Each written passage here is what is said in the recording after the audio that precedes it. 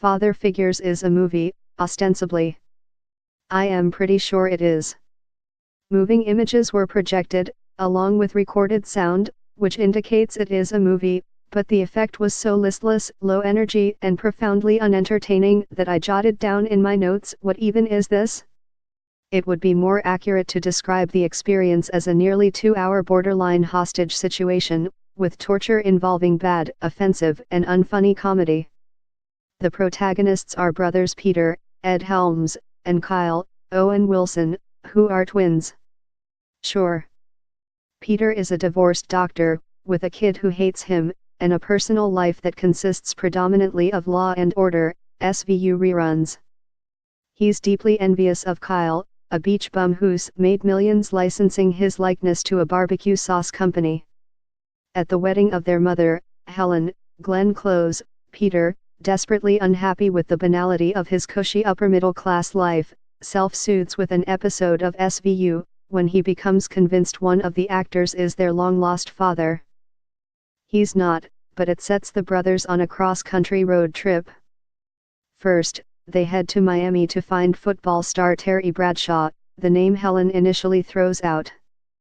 But it soon becomes a wild goose chase up the eastern seaboard dubbed Operation Who's Your Daddy, as the brothers dig up Helen's exes from the last days of disco. Cinematographer Lawrence Sher makes his directorial debut with the film, which is about as captivating as a flaccid noodle. Awkward bits of brotherly rivalry or ribaldry go on for far, painfully too long, and all of the energy is strangely subdued and muted. All momentum is sapped from the film, which requires extreme amounts of patience to endure. But the true offense comes from the blinkered and completely tone-deaf script by Justin Malin. That it's not funny and makes no sense would be bad enough, but there's a virulent strain of sexism, too. Every woman the brothers encounter is evaluated for their sexual potential, not anything else. Their own mother, played the legendary Close, is reduced to a running joke that involves the exes repeatedly describing her sexual skills of their mother. Tack on a wildly misguided and totally random scene wherein the brothers pick up a hitchhiker, played by Cat Williams, and things go from bad to worse. Uptight Peter worries about the safety of picking up a stranger, insists he isn't suspicious because the potential rider is black, so Kyle demands to know if he's a serial killer. They give him a ride tied up with jump ropes in the back seat. The brothers then bicker over how many girls they each hooked up with in high school and how much money they make.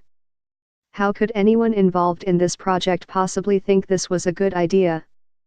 There's an entire subgenre of films now where Helms is the vessel for expressing a collective white male anxiety about masculinity, but played for laughs, because why face issues head-on?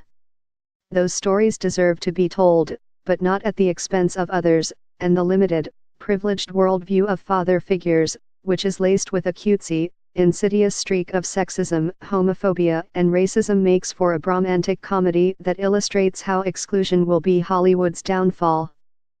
Father Figures, no stars.